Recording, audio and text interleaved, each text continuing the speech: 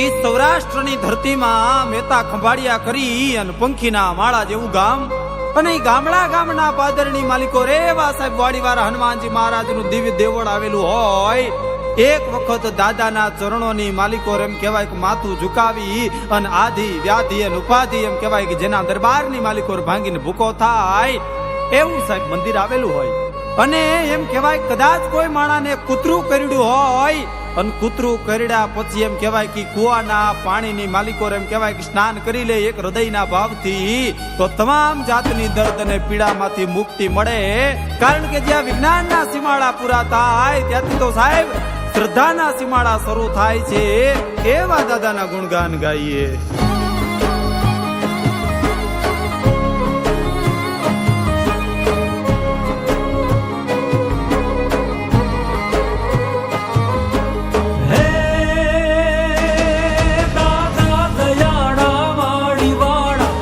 ખંભાળિયાની my છે, કુવામાં પ્રગટી પર ચાપી પથ્થરમાં પૂજાય છે. વર્ષો જૂનું એ વેણ દઈને કર્મમાં કહી જાય છે.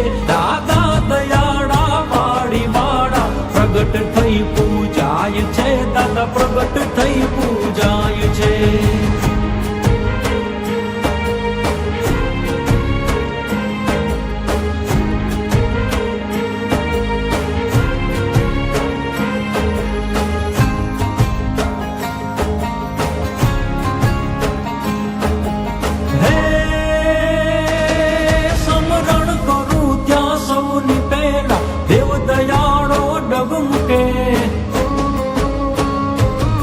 વારે ચડે ઈ વખત સમયે એથી એને જગ ઝુકે.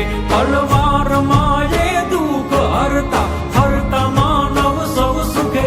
દાદા દયાળા વાડી વાળા પ્રગટ થઈ પૂજાય છે. દાદા પ્રગટ થઈ પૂજાય છે.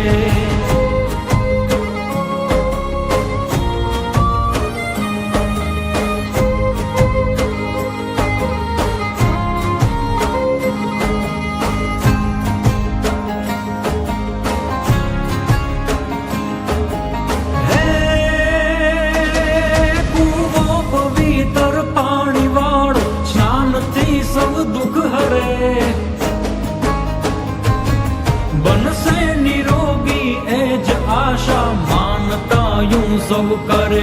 આ હડાહડ કળયુગમાં હનુમાનને સુખડી ધરે. દાદા દયાળા વાળી વાળા પ્રગટ થઈ પૂજાય છે. દાદા પ્રગટ થઈ પૂજાય છે.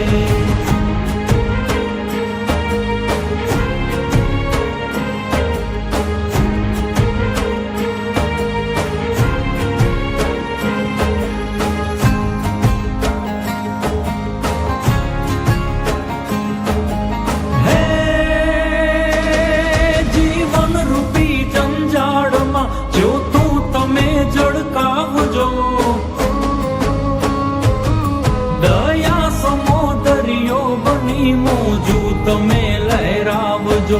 કહે વિષુ ચારણ વાળી વાળા વાલને વરસાવજો. દાદા દયાળા વાળી વાળા પ્રગટ થઈ પૂજાય છે. દાદા પ્રગટ થઈ પૂજાય છે. દાદા પ્રગટ થઈ પૂજાય છે.